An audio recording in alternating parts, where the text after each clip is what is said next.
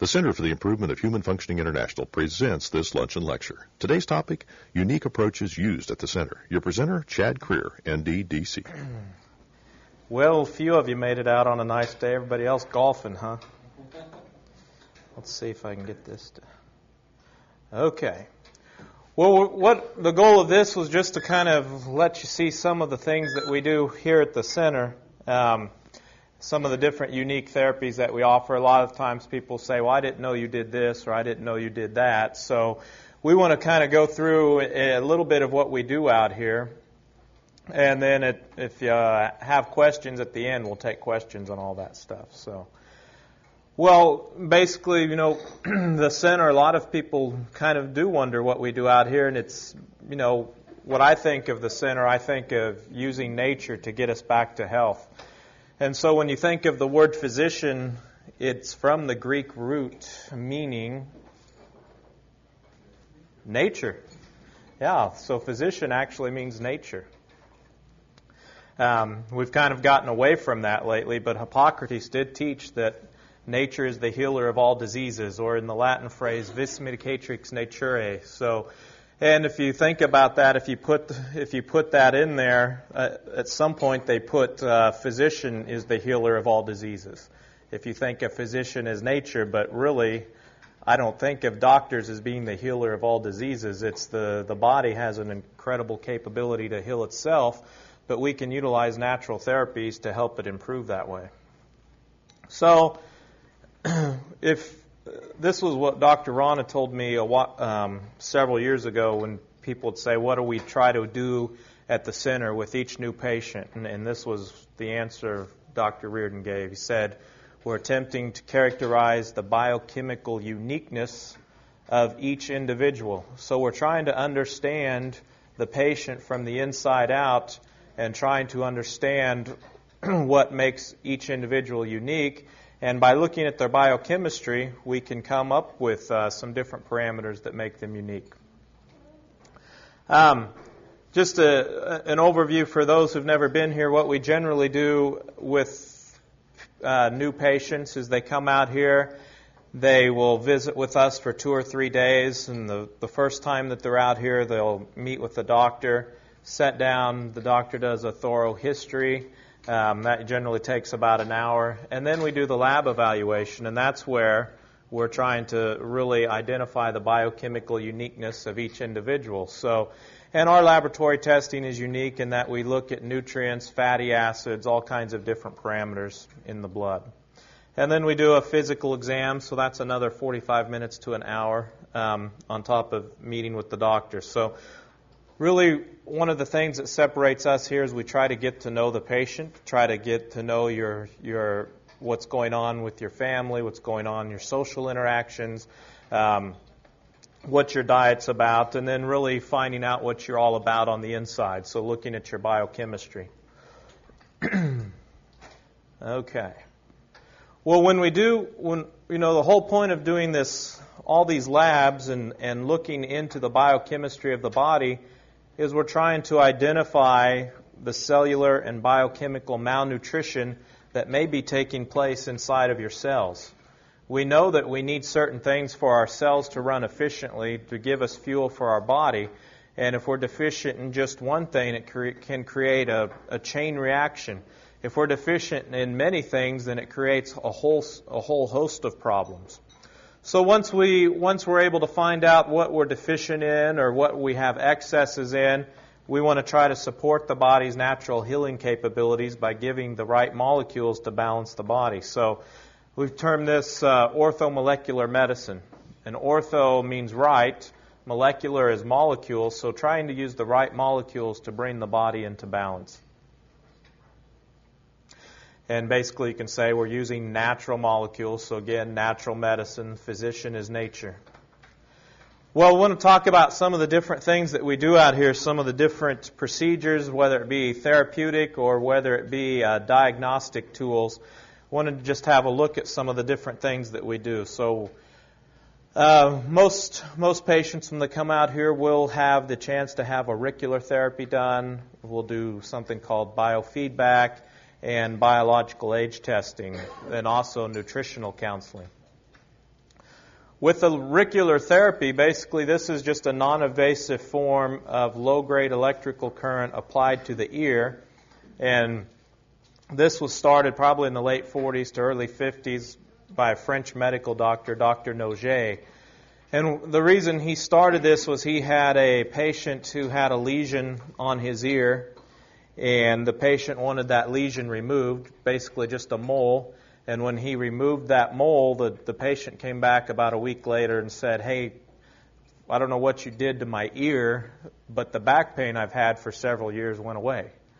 So he thought, well, maybe that's, it's probably just coincidence. But then he started removing lesions on ears, and pretty soon people were saying, pains are going away. He started to think, well, maybe there's some sort of connection between the ear and the rest of the body. And then all of a sudden, he just delved into the research on that. And pretty soon he had a map on the ear that corresponded to the human body. And basically, if you think of the ear as an upside down body with the head at the bottom and the feet at the top, we can send signals into the ear that go to the brain that then send signals to the rest of the body and get some effect, especially for relief of pain, just by treating the ear. So it's what it does for us is it gives us a way to actually map the ear, find out where there may be some imbalance at different points of the body by looking at the ear, and then actually applying some low-grade electricity to that part of the ear, and hopefully having an effect on the part of the body that corresponds to. So basically you just use an electrical device, and we scan the ear. The electrical device has two dull probes on the end of it that measure the electrical difference between two tiny points on the ear. Any area of higher resistance, meaning that there's some sort of electrical imbalance in that area, will give us a reading on the graph.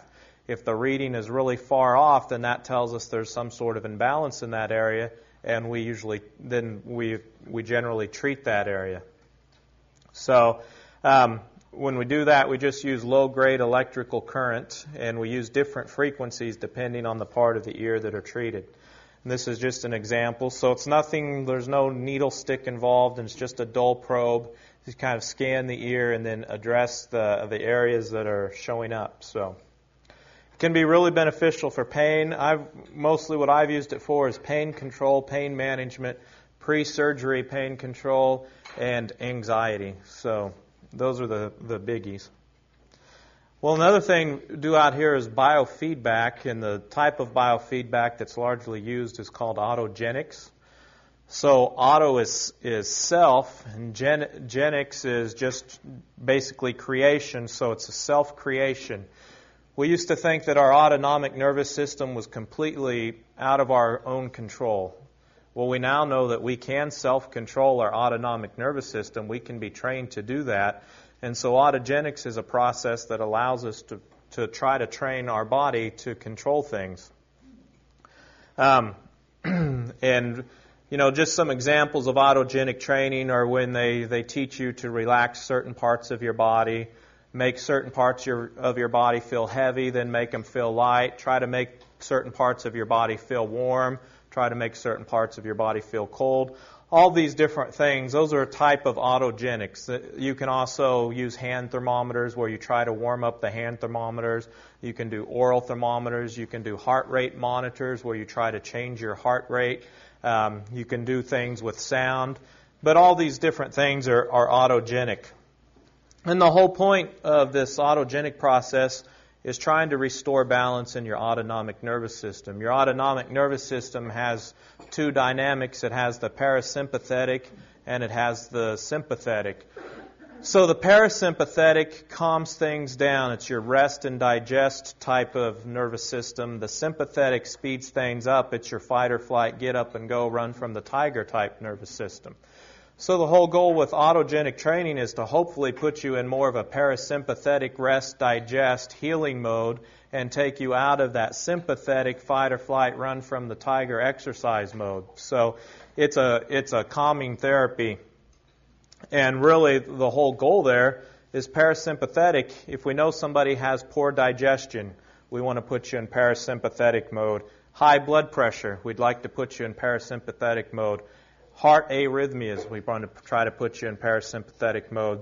If you have immune dysfunction, parasympathetic mode. So all these things that help balance your autonomic nervous system can be very healing to the body. And so autogenic training is just one aspect that helps to bring balance to the autonomic nervous system. One other thing we do out here that some patients really like and some patients really hate is the biological age testing. So we're looking at what your functional age is versus your actual age, your chronological age. So you may be 80, but your functional age may be 60. You may be 60, but your functional age may be 80. So hopefully your functional age is lower than your actual age. That's the goal. We know that quality of life depends on our ability to function. What good are we if we can't function as we get older? We all hope that as we get older we're able to have some sort of function. So this biological age testing just says, well, you're either heading up the right direction, or well, you need to back up and make some changes in your life because based on this test, you're moving in the wrong direction. So we know that around 35, a lot of things can begin to decline. So what this biological age test does is it measures 12 parameters that are important for aging. So we look at things like memory, reaction times, hearing, visual sensations, lung testing, do vibratory sense to make sure your nerves are working well, and just speed of movement. And by looking at all those different biomarkers, those 12 different biomarkers, we can compare your scores to scores of people your own age or in your age category. And then we get your average, and we can compare your average to kind of a standard average and see if you perform at the average, above the average, or below the average. And what it does is it calculates your score on each of those 12 tests, and then it compares you on those 12 tests to people of your own age, and then you get a report that says, well, you're above or you're working below. So it kind of gives you an idea of things that you need to work on. And that's just an example of the computer that take the test on. Okay, so a big part of what we do out here is nutritional counseling. I'd say that's a huge factor. All patients who come out here are asked to fill out a 7-day diet diary. That gives us a lot of information that we can punch into a computer, basically all the foods that people wrote down for 7 days. We can punch that into a computer and then get a good idea of their macronutrient intake, their micronutrient intake. So macronutrients, the biggies that give us calories, carbohydrates, proteins, and fats. And then we can look at the micronutrients, the vitamins, minerals, amino acids, all those good things. Also tells us a little bit about their fiber intake, and just gives us a good idea of whether they're eating whole foods, foods that are intended for us to eat, found in nature, or if they're eating a good amount of processed foods. So that can be a good thing. And then a lot of people choose to do something called cytotoxic food testing, where we can actually measure food allergies or food sensitivities. Well, our whole thought process out here is that as far as diet goes, there may not be any right or wrong diet as long as you're choosing whole foods. Whole foods should be the basis of the diet, and those are foods that have not been processed or packaged down in any form or fashion. So, again, our goal, identify and treat malnutrition early. If we can get you early before you're malnourished or before your vitamins are low, then that's ideal. Most of the time that doesn't happen, so we're going backwards. You're already in a nutrient deficient state. But working with the diet, again, trying to encourage whole foods, because these foods were once alive. We know that life is cellular, so eat foods that are somewhat living. And your cells, again, they require the whole nutrient team. So supplementing with just one particular vitamin, you may not be covering all your bases. There's lots of phytonutrients that are found in foods that we really can't put in pills. And foods found in nature come with an abundance of a biochemical team. So we're not just sending in the quarterback, we're sending in the whole team when you eat the whole foods. And the problem now, forever, in the standard American diet or the SAD diet, is that it's all refined. It's basically the cupcake generation where everything's made with white flour, sugar, and fat. So we don't want to sabotage ourselves by eating all that junk. We want to try to use the whole foods and make sure that we're getting all of those micronutrients from our foods. So this is just an example I like to use where if you were to take an orange, a good old nice orange, and if we look, we're looking at the wheel here, and the spokes start at the center, and they come all the way out to the edge, and there's another little wheel in here that you can't really see. But the further those spokes come out, that basically you can think of it as that's a more healthy food because it's going to be a more nutrient complete food the further that these spikes come out. So if you look at an orange, we've got all the vitamins listed here, we've got all the amino acids, we've got all the minerals, and then the trace minerals. So if you were to eat an orange, it looks like a pretty healthy food because look at all those spikes coming out on it. If we were to take that orange and turn it into orange juice, we start to see less spikes. This was pretty full earlier. Now we've taken out a lot of the pulp, and so all these amino acids start to disappear. So the food's becoming less whole. If you take that orange juice and turn it into orange drink, we see basically all those amino acids and fiber that was there earlier, those are basically gone. And now it's got some of these vitamins, but some of this vitamin C was added back in. The folate was probably added back in. So really it's becoming less whole.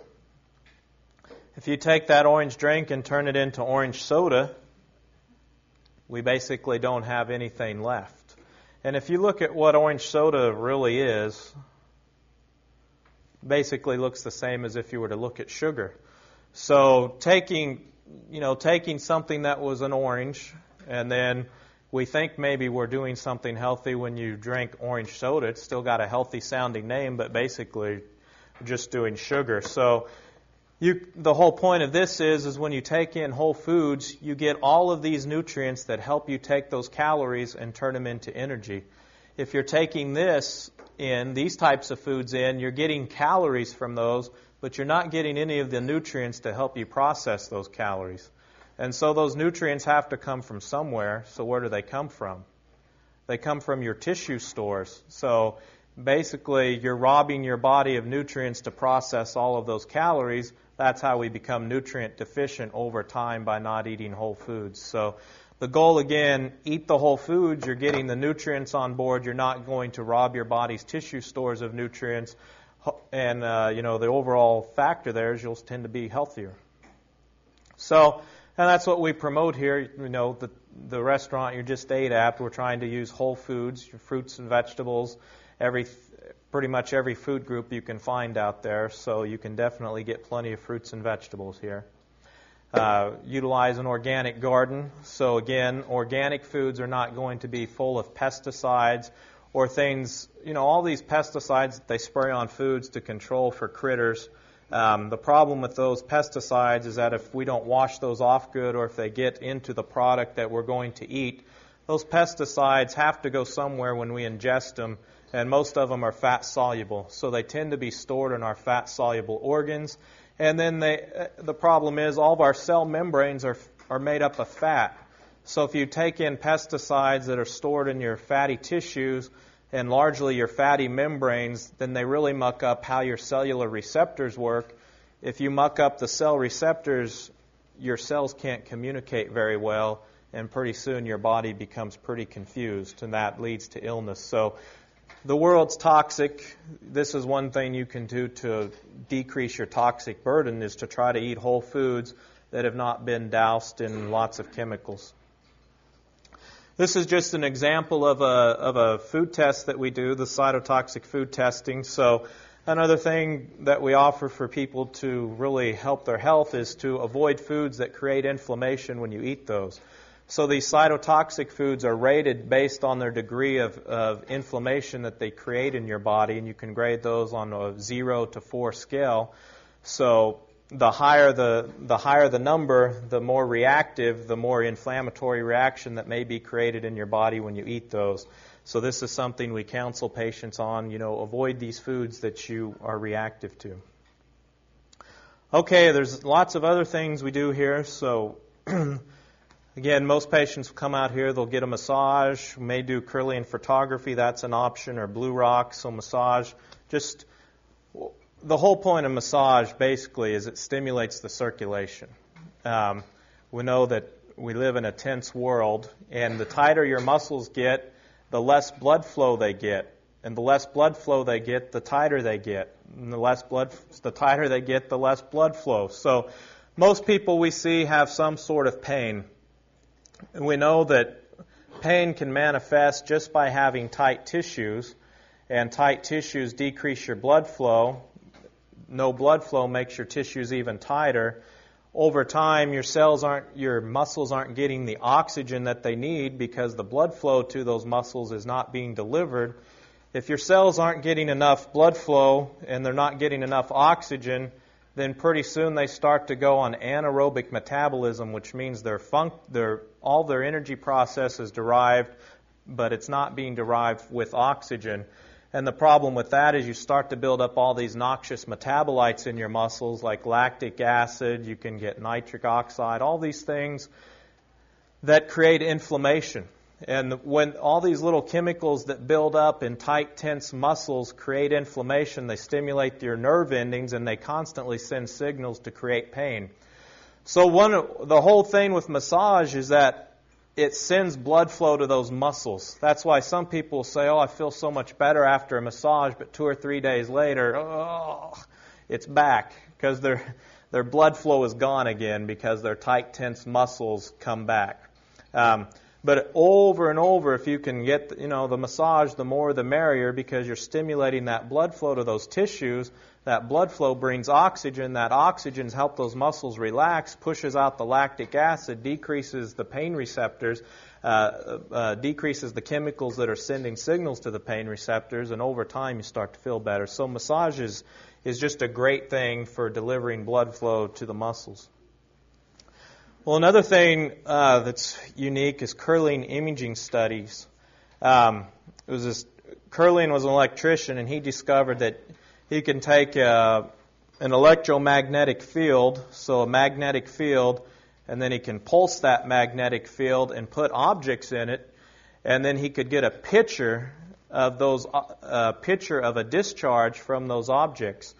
And so what you get is this kind of photograph or this aura from these objects that are placed in this pulsed electromagnetic field. And really we don't know for sure, but we just kind of think of this as the energetics of the body, and we assume that the more energetic emissions that are coming out, the better.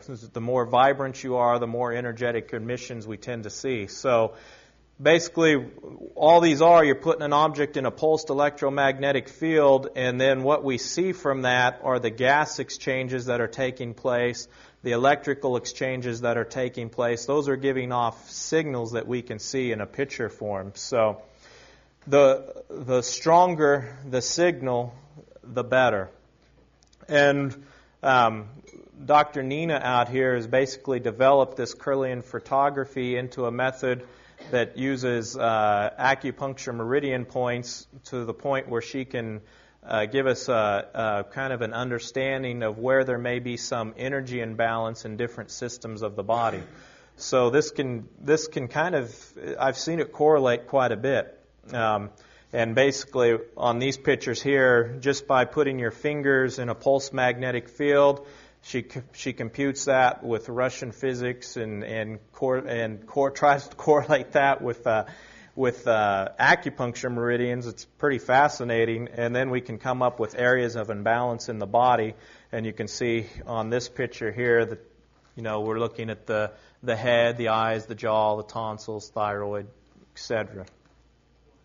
Well, this was a complete body aura or Kirlian photography, where they took patients and looked at them before treatment with auricular therapy that we talked about earlier, and then they took them after treatment. And so you can see that the energy patterns of the body, there's lots of breaks in here. They're not really vibrant. Then you come over here and you can see kind of just this full spectrum of emissions of gases that are coming off, and that was after therapy. So here, they might have had some sort of energy imbalance, and what they did was gave them an electrical therapy, basically an auricular therapy, that sent energy into the body and hopefully corrected some of the energy imbalances, and then we see this take place. So they looked at cases where they just did acupuncture on them before and after, and then they did acupuncture with electrical stimulation. So it looks like sending some electrical current actually does a better job than just needles alone. Okay, another thing. How many of you have done Blue Rock? So that's the little thing out over here that a lot of the patients do, and that's we talk about feel, hold, and release when you do Blue Rock. So the feel is basically some patients, we say you might want to take a marker down there with you, or just think about somebody's name that's giving you trouble, or a situation that's giving you trouble. And basically, we've got these clay pigeons or blue rocks, and the feel part of that is to kind of put your emotions into that rock, or to put the situation that you're dealing with into the rock, or if somebody's really driving you nuts, maybe just put their name on the rock. Hold on to that, and then release it, let it go. So we're sending it away from us. And just simple blue rocks or clay pigeons, and going out there, feel, hold, release. It can be a lot of people just find it to be one of the best things they've done. So you can do it at home with your fine china. Works well. But that's definitely powerful. It's something unique that we offer out here, and it's a great way to relieve tension and bring blood flow to muscles, right? So other things, nutrient injections, nutritional therapy through IVs, IV chelation, hyperbaric oxygen therapy. We're going to talk about Heidelberg testing, nasosimpatico, and a trigger point reflex injection. So we'll try to get through all these. So these are some of the unique things that we do as far as actually delivering therapies through needles. So intravenous and intramuscular, we can either put needles in the veins or we can put them in the muscles. And the whole point of this is to achieve levels of nutrients above and beyond what you could ever do on your own, taking them through food or through oral supplementation. Whenever you eat food or you take supplements, those things have to be swallowed. They have to go through a whole rigmarole in your digestive tract, and then hopefully what you've taken in, hopefully 70 to 80% will be absorbed, but your body can only absorb so much. We can bypass that whole digestive route by sticking the nutrients or the minerals or whatever we want to put in there into the muscle or directly into the vein. That way, pretty much whatever's in the vial that we're giving you, your tissues are guaranteed to get. So we're bypassing your digestive tract. We know that a lot of the times when you look at nutrients, people will say, well, those nutrients don't work. Well, yeah, they work. You've got to get them to the right concentration. So that's why the lab's helpful. We need to know your blood levels, and a lot of the times you can take a supplement, may not do anything for you if it's not building up. It may be because you have a digestive imbalance, maybe just because you have a genetic requirement for more of a particular vitamin mineral that you could ever get from just food alone. So the IV and IM injections can be very good for getting ideal serum concentrations to have pharmacological effects from nutrients, basically. So again, what are we trying to do here? Trying to optimize your cellular level of nutrients. We do that to overcome any biochemical weaknesses or genetic challenges that you may have, and hopefully turn on your cellular machinery. That's just an example of an IV. So kind of claim to fame is IV vitamin C. Vitamin C does a lot of different things. It's one of the best vitamins around. I mean, it's a natural antiviral agent. It's an immune stimulant. Some people say it stimulates your immune system in 12 different ways. I've read some that say 24 different ways. So it stimulates your immune system. It provides connective tissue support. It's one of those things that helps basically turn on your proteins so that they can help you build connective tissue. There was a study, can't remember when, it was way back in the 30s or 40s, where they looked at rheumatoid arthritis patients and giving them vitamin C, and they were having dramatic results. So the whole reason there was with arthritis, it's a connective tissue weakness, and a lot of those patients probably were at scurvy levels of vitamin C, and by giving them vitamin C, it really corrected their connective tissue. It's a natural antihistamine that some say you can deplete your histamine stores by 70% just by taking IV vitamin C. So it's if you have allergies, you may want to consider really taking lots of vitamin C. It's an anti-inflammatory, so one of the things when we give IV vitamin C, one of the things we often hear is that pain levels decrease in patients who are having pain. We do that. Vitamin C works as a natural anti-inflammatory, so it will help to decrease pain levels. It's an antioxidant, so again, stops free radicals. Again, anti-inflammatory. And then high dosage vitamin C can be cytotoxic to tumor cells or cancer cells. And we'll go through some quick reasons on that. Just real simple here. Tumor cells really like glucose, and vitamin C is just a few hydrogen molecules away from looking like glucose. Tumor cells, cancer cells, have lots of glucose receptors on them, and vitamin C, because it looks very similar to glucose, can be readily taken up into those tumor cells. Now, tumor cells or cancer cells lack an enzyme that breaks down hydrogen peroxide, and when we give vitamin C in high concentrations, it can actually create hydrogen peroxide. The hydrogen peroxide can build up in the tumor cells, and that's cell killing. So that's just a simplified mechanism of how the IVC is affecting cancer cells, but it can be a good thing there. What do we use vitamin C for? Any types of infections. Again, it's an immune stimulant. You can do it for pain because it's a natural anti-inflammatory. You can use it during allergy season, like right now, because it's a great antihistamine. So just a lot of different indications to use vitamin C. Well, Myers Cocktail. Myers Cocktail is kind of a variant. It does have vitamin C in it, but this is another IV that we can put. And basically this one is just kind of throw in the kitchen sink. We give you the B vitamins, some minerals like magnesium, extra doses of certain B vitamins, and then vitamin C. So again, we're trying to turn on the cellular machinery, and we're doing that by superloading with all these nutrients. Now this one, different type, in the Myers we can tweak depending on your condition. We can add more magnesium if you have headaches or asthma. Or muscle aches. You can add calcium or zinc. Calcium if you're having cramps. You can add zinc if you have colds. So you can really kind of play with this, but it does, indications are numerous. But asthma, migraine headaches, fatigues, muscle spasm, allergies, all kinds of different things. And again, if you have any sort of GI disturbance, so irritable bowel, inflammatory bowel disease, you may need some IVs just to try to get your nutrient levels up because your GI tract is not allowing you to handle food well. Well, chelation. What's chelate mean? Go ahead. Doesn't it mean to attach to an amino acid? Yeah, chelate is to bind onto and claw. She had it. She had the claw up. So bind onto and claw onto something.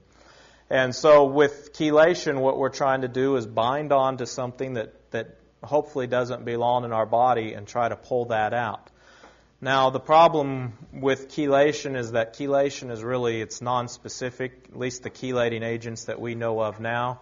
And so the chelating agents will bind onto not only the things we don't want in our body, but it will bind onto the good things.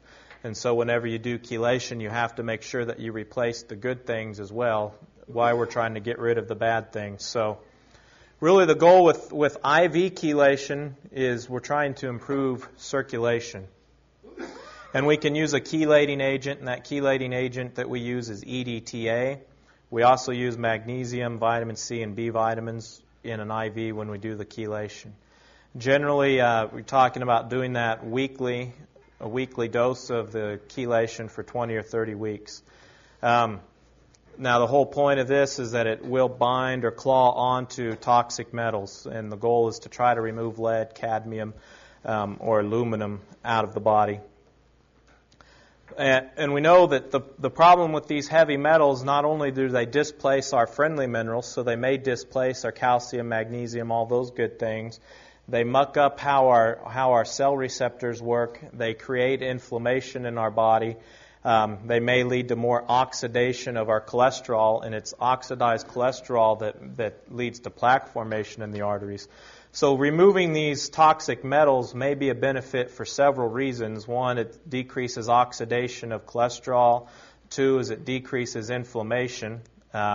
Three is that it allows our body to utilize our friendly minerals and not displace our friendly minerals. So it has a lot of good things, but basically we think of it as taking the stiffness out of the arteries. So you're removing an irritant to the arteries and hopefully improving circulation for doing this. So there's a book called Bypassing Bypass where they talk about using chelation basically to try to improve blood flow in your heart and in the arteries in general. Okay, hyperbaric oxygen. So hyper, this is another therapy that we offer. Hyper means more of or above or beyond, and baric is pressure. So this is pressure above and beyond what we normally experience on our day-to-day basis. So, and then the oxygen, we're talking about using high amounts of oxygen and giving this above and beyond atmospheric pressure. So generally you give a pressure that's above and beyond 1 atmosphere, 2 atmospheres, or up to 3 atmospheres of pressure. So again, with this, you're using oxygen under pressure, and basically the patient is in a tank. Let's see if we have. So they basically go in a pressurized tank, and we deliver oxygen under pressure, and that pressure forces the oxygen into the tissues. Normally, oxygen travels through what route? It travels just through our blood. And so our blood cells, our red blood cells, whenever we breathe in, the oxygen comes into our lungs, and then that oxygen gets pushed into our arteries and into our blood, onto our blood cells, and our red blood cells have to carry that oxygen and deliver it. If we're anemic or we're not able to make enough red blood cells, that can be a problem because we're not able to deliver our oxygen to our tissues like we need to. If we have areas of poor circulation, diabetes, things of that sort, then we're not able to deliver our oxygen to tissues as readily either. So areas where there's been an infarct or stroke or you've had a artery blockage, you may not be able to deliver your oxygen to those particular areas as well either.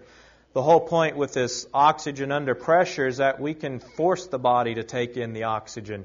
So not only will the oxygen be carried in our red blood cells, it'll just be pushed into our tissues in general, and basically we can saturate all of our tissues with oxygen. Now, why would that be important? We know that, again, oxygen is what fuels our body. Without oxygen, we really can't make our energy nutrient ATP, and without making the energy nutrients, our tissues just don't run very well. So hyperbaric oxygen is a way to help with the energy production in the cells of the body. So some of the indications that they've used hyperbaric for listed here, anything that affects the brain. If your brain really runs on oxygen, your brain requires more energy than most organs. So anything that affects the brain, this hyperbaric oxygen can be very beneficial. Fibromyalgia, chronic fatigue, Parkinson's, neuropathies, traumatic brain injuries, wounds that won't heal. If you have anaerobic bacteria in a wound, you can force oxygen into the area to help with that. So, okay, Heidelberg testing. We're just going to keep going through here. That's testing can be beneficial for people who've had stomach issues and are trying to figure out what may be going on. This is a measuring device where we can see what your stomach is actually doing functionally. And we know that to digest food, your stomach needs to make enough stomach acid so that you can initiate digestion. If you're not making enough stomach acid, you may have problems every time you eat with maldigestion things because you're just not breaking down your food well. So if you're making too much stomach acid, you can have a lot of problems also. So this is a way of basically measuring the pH or the acid level in your stomach. And then what you do is you basically swallow this capsule, it's tethered to a string. You swallow this pH capsule, it goes into your stomach, and then we get a reading. We get a pH reading of what acid level your stomach's at. Once we get a reading, then we challenge you, and we challenge you with a bicarbonate mixture or an alkaline mixture, and then we see if your stomach is able to overcome that challenge and make enough acid to actually digest something. So we know that basically a normal person, a normal young healthy control will acidify after they eat a food or after they've had a challenge. Their stomach should make enough acid to overcome that challenge within 20 or 22 minutes. Anywhere from 13 to 30 minutes is normal. But if we do this test and you don't make enough stomach acid within 30 minutes, then we'd say you're hypoacidic. That means your stomach could use some help making stomach acid. If you make too much stomach acid or your pH goes down within 13 minutes, then that means you're hyperacidic and you're making too much stomach acid. And so that can create a lot of problems. This is just a little capsule that's swallowed, and then this is he's wearing a transmitter. Basically, the capsule that is swallowed sends a signal to the transmitter, and then the transmitter sends a signal to the computer, and we're able to graph out the pH. And so basically, patient swallows a capsule. Here is where we finally got the reading, and we're looking at the pH. The lower the pH, the more acidic. The higher the pH, the more alkaline. Your stomach should be more acidic. If it's too alkaline, then you're not going to digest your foods well. So come across here, and the stomach is more acidic when they finally swallowed it. We give them a challenge of alkaline mixture. When you take an alkaline mixture, your pH should go up, because the more alkaline it is, the higher the pH number. Well, your cells in your stomach should be able to make enough acid to overcome this challenge. And so eventually we see that, yes, the stomach made enough acid, the challenge was overcome, and now we're back into the acidic range. So that's not enough. We want to make sure that as you continue to eat, your stomach is still able to continue to make enough acid, so we challenge again. We give another alkaline mixture. This time we give the alkaline mixture and wait to see if the stomach is going to overcome it and become acidic. And in this particular case, it never does. That line just kept on going. It didn't come out for some reason. So what this person had was functional hypochlorhydria, meaning that as they were to eat their meal, their stomach cells kind of quit on them, and they weren't able to make enough stomach acid. And so if they're not able to make enough stomach acid, then what happens is they dump their food early. The trigger for the opening of your stomach into your intestines is that the higher the alkaline, the higher the pH level gets, your stomach starts to open and you'll dump that food. So as they were eating, they just dumped their food into their intestines before it's been churned and digested properly in their stomach. And so that's going to create a lot of bowel problems. So just doing this simple test would let this person know that, well, you don't make enough stomach acid. You could just take some stomach acid and you may feel better. So that's just a simple test you can do. On the flip side, if they have too much stomach acid, the signal for them to dump their food really doesn't take place very well. And so the food just sits in their stomach. Because it's not going into their intestines, that food is not being absorbed very well. Their blood sugars will often become low or tend to be hypoglycemic, and they'll be hungry. But then when they go to eat, they can't eat much. They're full right away because there's already food in their stomach. So that tends to be the flip side with too much stomach acid. Something else, so I'm just going to go on here. Something else we do, something called nasosympatico, and that's something to do for sinusitis or allergies. And this basically involves using sinus pressure techniques, so specific pressure points on the head, along with certain cranial manipulation and lymphatic drainage to try to help the sinuses drain better. At the same time, we paint something called bitter orange essential oil into the mouth. The bitter orange oil is antimicrobial. It helps to dilate tissues, and so we use that to try to kill off anything that may be in the throat. And then we use nasal applicators, usually a series of 3 applicators in each nose, dipped into essential oils, and then we apply those into each nasal meatus, and we leave those in for about 20 minutes. Once we have applicators, so 3 nasal applicators in each nose, then we put diathermy, which is a deep heating device. We put that over the sinuses and basically cook you for a while. So this can be a good technique to use for congestion in the sinuses. It can work if you've had allergies that are irritating your sinuses or that are causing your nasal mucosa to swell. And this is something that's not really a quick fix, but generally if you do 4 to 5 of those, you tend to do better. Now, why would we use essential oils and put those into the nose? Basically, because they're irritating. When you irritate something, it makes it angry. And when we make something angry, it tends to produce a lot of secretions. And so the whole goal of this is just to try to get that inflammatory reaction over and done with on a quicker basis. So we stick these essential oils into the nose. It irritates the little nerve cell mass that's found behind the nose. It's called the sphingopalatine ganglion. And it's the nerve cell mass that controls your mucus excretions. So we irritate the heck out of that little guy, and he starts to produce massive excretions.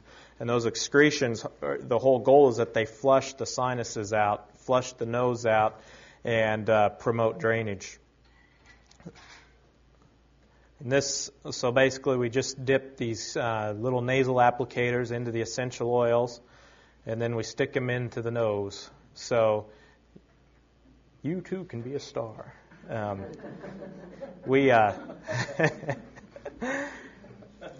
You can see he's crying like a baby already. But basically, you put those things into the nose, and you cannot help the tear mechanisms. You know, it causes excessive lacrimation out of the eyes. So we're trying to stimulate the tear ducts. The 2 ways that allergies or infections basically enter our body is through our eyes and through our nose. So we either breathe it in, or it comes in through our, those pollens come into our eyes, and then they drain down our nasolacrimal duct and then get into our throat. So the tearing can help wash that out, and then having an irritant in the nose, basically all those essential oils are volatile, and any volatile oil basically will rise, especially when heat is applied to it.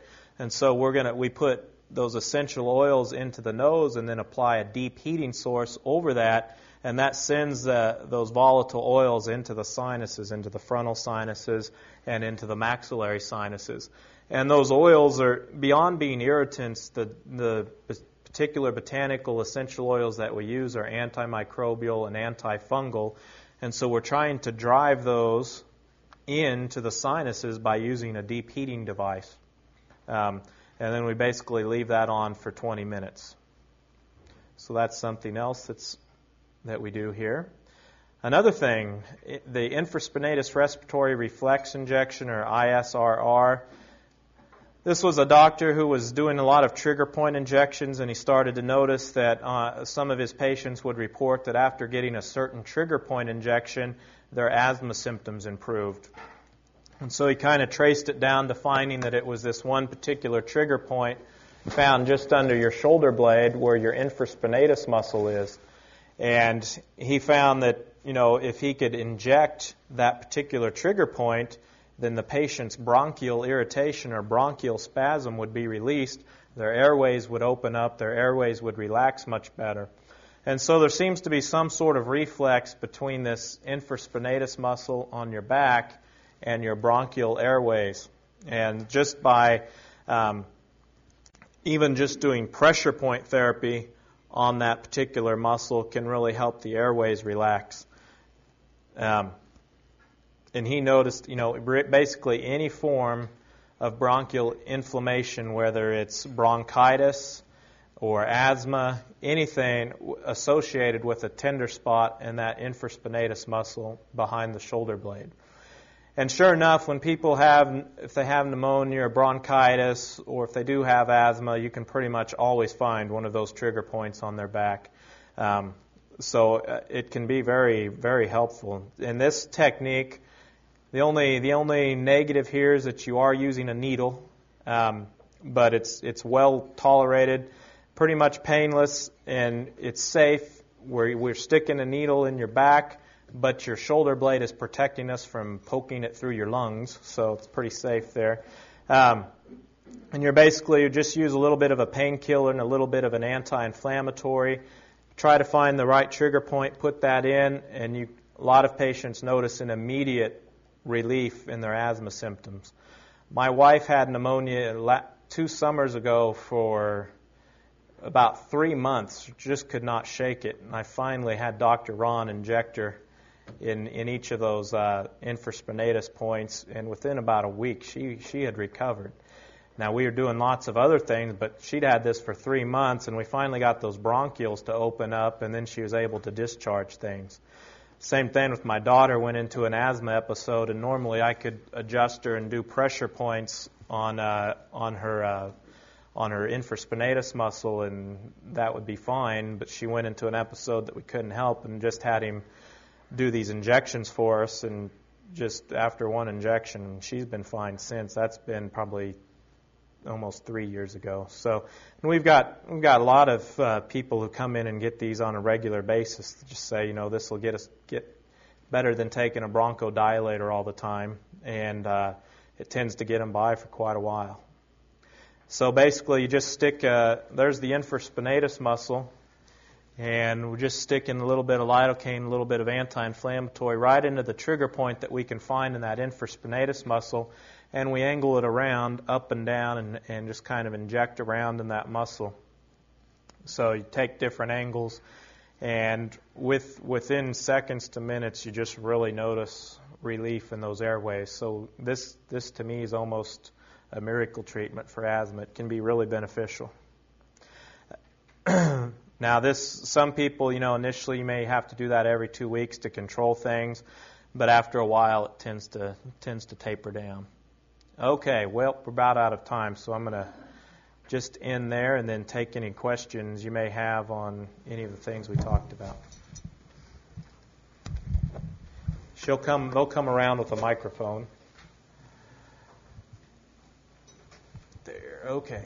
Yes, the nasosimpatico, I think you called it. Uh-huh. I had a treatment many years ago from my family doctor, Uh-huh. and he used silver nitrate. I look pretty much like the man in the pictures, except he burned the sinus cavities open with silver nitrate, and it was very effective. But if I talk to doctors here about it, they just laugh and move away. Uh-huh. Do you use that treatment also? I've never used the silver nitrate before. I haven't.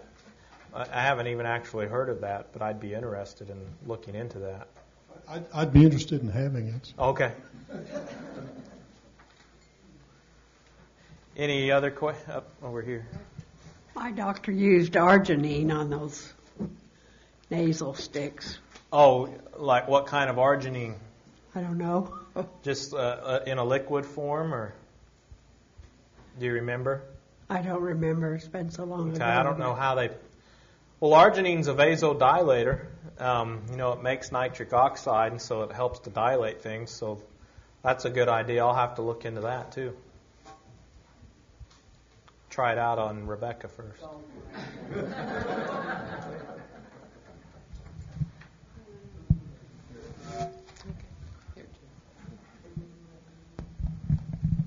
No, I was curious about the auricular therapy. Mm-hmm. Does that work on sciatic nerve pain? It can. I mean, I've had a lot of people who have done it with sciatica. It doesn't really cure it, but it will take the pain away. And for some people with that auricular therapy, I'd say, I do it on probably half of the new patients. And out of those, probably it works for pain control about 60% of the time. About how long does it last? And that's another thing is for certain people it lasts 2 to 3 days. Some people it's 2 weeks. I've got one lady who comes in every 6 months, said arthritis in her hand stays away as long as she comes back twice a year. So it's just variable. And then for some people it doesn't work, but for a great 60% I say it does. But it's variable. Generally you might have to do it more frequently at first, and then it will tend to last longer. The preceding program was presented by the Center for the Improvement of Human Functioning International in the Bright Spot for Health Lunch and Lecture Series.